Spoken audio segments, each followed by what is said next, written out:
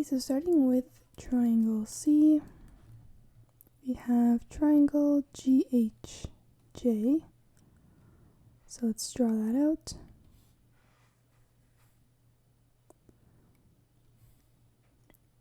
So I'm just going to label this as G, H, and J. And we know that angle G here is 61 degrees. And side G, so over here, will be 5.3. And side J is 3.1. Okay, so since we know this angle and this side, we can use sine law.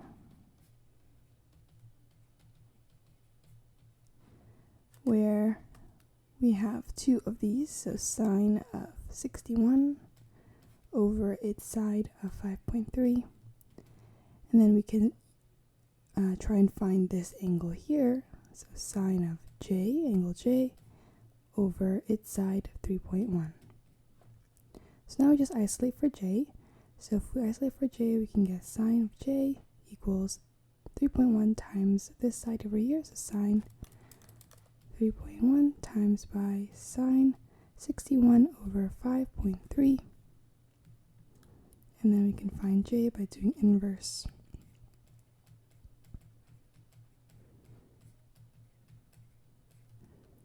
Okay, we get approximately 31 degrees. So this here will be 31. Since we now have two sides, we can find this last angle here. So angle H is going to equal 180 minus 61 degrees minus 31 degrees. And we get 88. So this angle here is 88. And now we just need to find this last side H. So to find that, let's just do the same thing we were doing with sine law.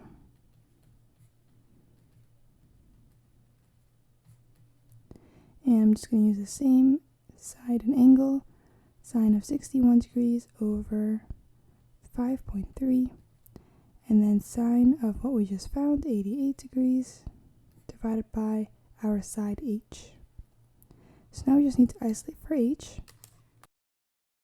So I'm going to cross multiply, so H times sine of 61, and then we get 5.3 times by sine of 88, divide both sides by sine of 61,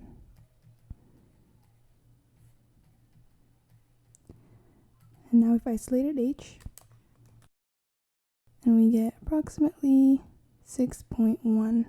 So here we have 6.1, and now we've solved our triangle.